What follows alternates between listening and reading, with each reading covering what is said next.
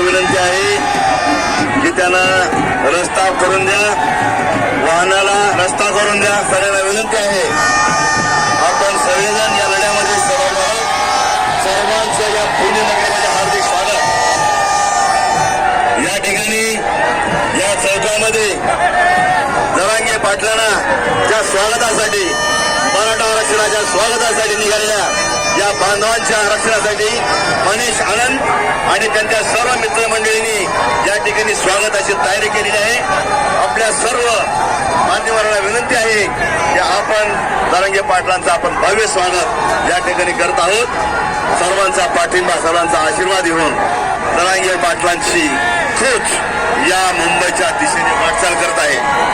आज मोठ्या प्रमाणामध्ये हा जनसमुदाय चॅनलवाल्यांना दाखवलं पाहिजे की काय परिस्थिती समाजाची आहे. हा समाज कोणासाठी आलेला आहे, कशासाठी आलेला आहे. धन्य हो सर्व माझ्या बांधवाला विनंती आहे की आपलं करावं तेवढं कौतुक कमी आहे. गाड्यावरती आपलं संपूर्ण तजवीज, जसं लढाईला निघाल्यानंतर छत्रपती शिवाजी महाराज आपल्याला माहित आहे सोबत आपली सुतळी घेऊन निघायची.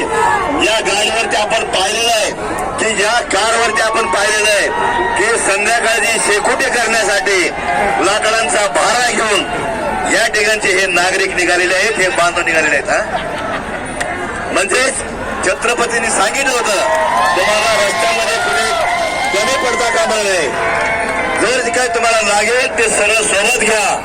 तेव्हा त्यांनी बारीक बारीक गोष्टीवरती लक्ष ठेवून तुम्हाला तेल, मीठ, तिखट, पीठ जे काय लागेल, लाकडं लागतील, सिरण लागेल, जळण लागेल, तेल लागेल, ही सगळी यंत्रणा तुम्ही तुमच्या सोबत घ्या.